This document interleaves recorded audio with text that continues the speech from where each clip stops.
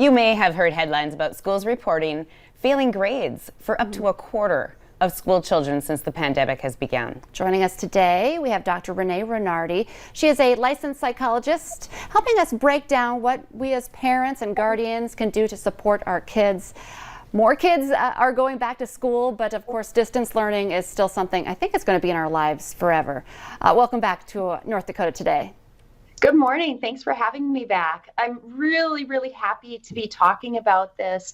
This is so critical that we take a look at childhood mental health right now because of what we're seeing, because of the impact that the pandemic has had on childhood development. Looking at these failing grades, looking at the social isolation and the impact of that, and just the extra stress and the economic factors and all of these things that we know as researchers impact children and their well-being.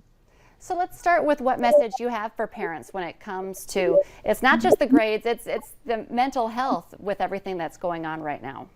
Mental health has to be first. And this is something that a lot of children do not have these skills. We're seeing significant increases. Actually, 85% of parents right now have reported a change in their child's mental well-being. So noticing emotional and mood changes, noticing behavioral changes. So things that we can do as a parent, I listed just a few of them here to show empathy. We don't want to minimize, be like, you're fine, you'll get over it.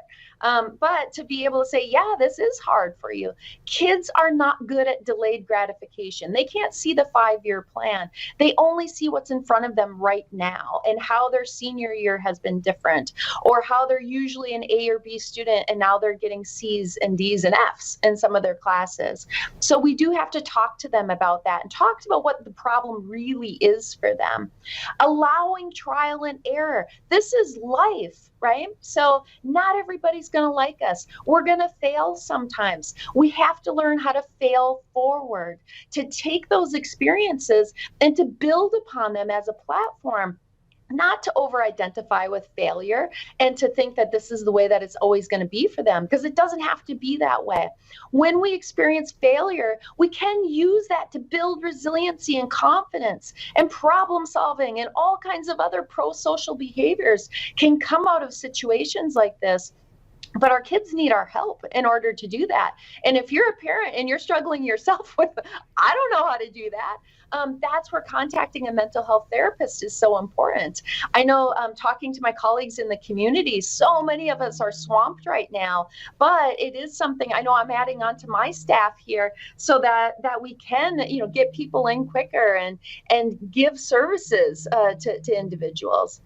So it is really important to understand there are things that we can do as parents to build these healthy routines, to help our kids fail forward and to recover from some of the stressors that they've experienced over this past several months, year.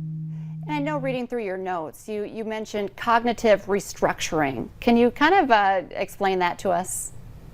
So it's really important to help our children identify, challenge, and replace the different thoughts that we carry that tend to be destructive unless they go with some editing, right? So we want to take a look at catastrophic thoughts, to look at, I've struggled this year, or I heard that my friend was having a birthday party and I saw online that they were all together and I wasn't invited. We want to change all or nothing thinking. I'm never going to have friends. I'm never going to get my grades on track again.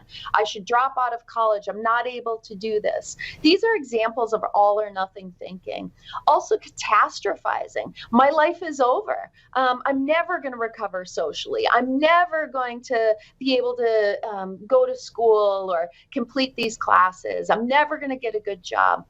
And this is where we see these dramatic increases in mental health struggles. So noticing so many more ER visits, so many more kids who are turning to substance abuse and even suicide because they don't see a way out of this. So we do need to restructure those cognitions that people have, accepting that there is going to be struggle and that there are things that we can do about it, and really building those problem-solving skills is a really important thing, and it's possible. And as adults, we can share our own failure experiences.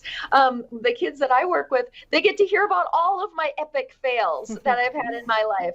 And that really helps them to be able to understand that it's okay and we can bounce back from these things. We don't have to be embarrassed. We can learn from these kinds of experiences and not have them lead to these catastrophic consequences.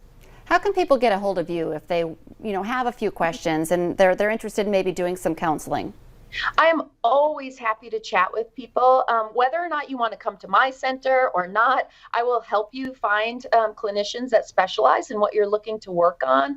I can be reached. My telephone number is on there, 701-356-1047. I'm really easy to find online. Just Google my name or Lakeside Center for Behavioral Change, and I will do whatever I can to help you to be able to either help yourself or your child. Dr. Reinardy, as always, thank you so much for your time today. Thank you. So coming up on today's show, SpongeBob, Justin Timberlake, and the Mighty Ducks. All that in your Eye on Entertainment.